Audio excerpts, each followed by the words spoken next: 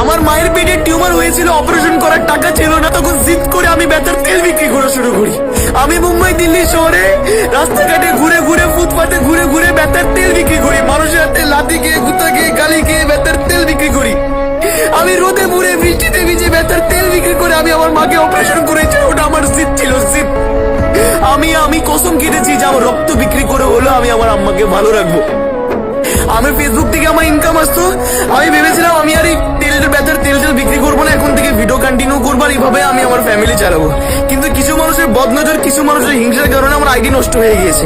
একটা আইডি নষ্ট হয়ে গেছে, ইটস ওকে। দুটো আইডি নষ্ট হয়ে গিয়েছে, ইটস ওকে। ভাই, আমার মা 5 ওয়াক্ত নামাজ পড়ে, 5 ওয়াক্ত নামাজের সাথে আবার 8 রাকাত করে এক্সট্রা নফল নামাজ পড়ে তার সন্তানের শুভ কামনার জন্য। তাহলে মনে রাখবা, আমি তার সন্তান। আমি পড়ে তো যাবো, কিন্তু ভাঙবো না।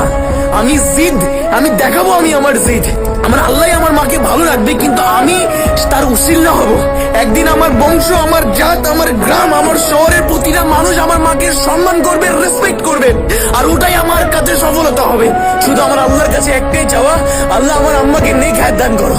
আর আম্মা, ধৈর্য ধরো আম্মা, আমি দেখাবো আমার জিদ। আমার জিদ দেখে আমার আল্লাহ বলবে তার ফেরেশতাকে, আমার বান্দা এত জিদ করে, আমার বান্দা কি চাই তুমি দিয়ে দাও, কি চাই তুমি দিয়ে দাও। ইনশাল্লাহ একদিন আমার আল্লাহ আমাকে সফলতা দিবে। আর যতদিন আমার আল্লাহ আমার শরীরে নিঃশ্বাস রাখবে না ভাই, ততদিন সফল হওয়ার চেষ্টা জারি থাকবে ইনশাআল্লাহ।